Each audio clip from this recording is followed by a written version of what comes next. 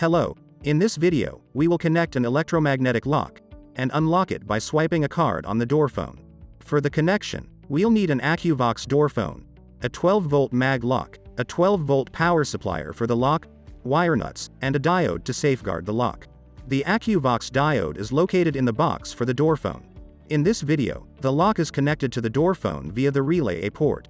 Later, we need to enable the user to initiate Relay A through the door phone's web interface.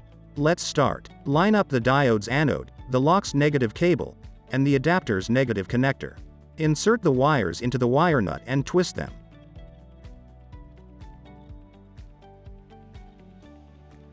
Give the connection a tug to ensure its strength. Next, twist the lock's positive cable with the diode's cathode together. Press and hold the NC terminal button on the back of the door phone, then insert the splice into it. Release the button when the stripped end is fully inserted.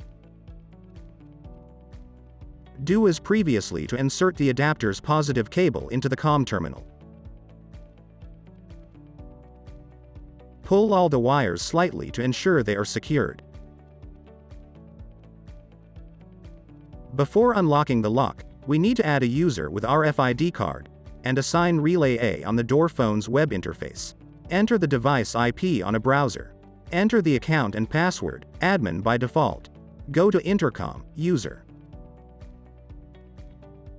Click Add. Enter the username and card code. Alternatively, place the card on the card reader area to obtain the code. Since we connected the lock to the door phone via Relay A, tick the box next to Relay A. Click Submit to save the configuration. Now, energize the door phone. We swipe the card. The lock is unlocked. Welcome, please come in. Thanks for watching.